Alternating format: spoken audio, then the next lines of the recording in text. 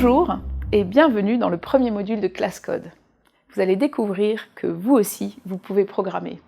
Vous allez comprendre ce qu'est la pensée informatique et surtout, vous allez être en mesure de transmettre votre nouveau savoir à des enfants, voire à des adultes. Avant de commencer, on peut se poser la question « Pourquoi s'initier à la pensée informatique ?» Et surtout, de quoi s'agit-il? Nous vivons dans un monde où l'informatique est omniprésente. La plupart des activités humaines s'appuient sur des programmes informatiques. On peut prendre des exemples. La musique, elle est digitale.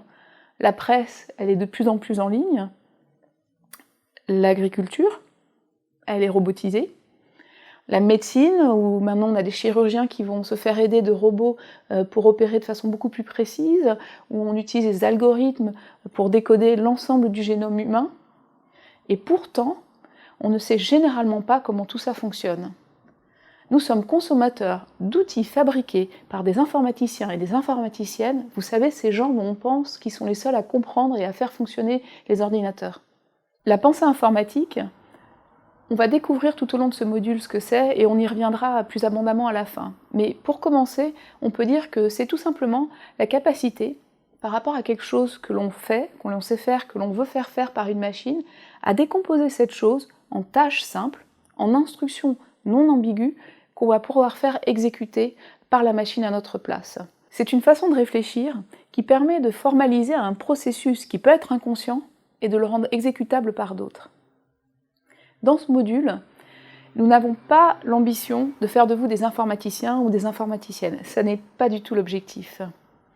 Par contre, nous allons vous donner les moyens de comprendre cette pensée informatique et de vous l'approprier en réalisant vous-même de petits programmes qui feront ce que vous voulez qu'ils fassent. Et surtout, nous allons vous donner les moyens de transmettre cette pensée informatique pour la diffuser largement.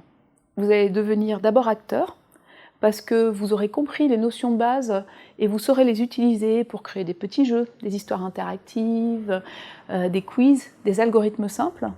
Mais vous allez également devenir médiateur, parce que vous saurez parler de la pensée informatique, vous saurez l'expliquer en des termes simples à des enfants, et vous permettrez à d'autres de se l'approprier et de passer également du rôle de consommateur passif à celui d'acteur actif. Vaste programme! Comment allons-nous procéder et quels outils allons-nous utiliser? Ce module est une initiation. Vous allez créer vous-même vos premiers programmes avec l'aide d'un outil qui s'appelle Scratch. Scratch est un logiciel qui est gratuit, libre, en ligne.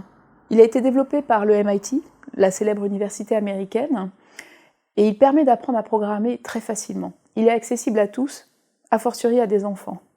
Et qui plus est, il est utilisé par une large communauté d'utilisateurs et d'éducateurs de par le monde. Vous allez pouvoir voir des projets réalisés par d'autres et voir leur code et le résultat.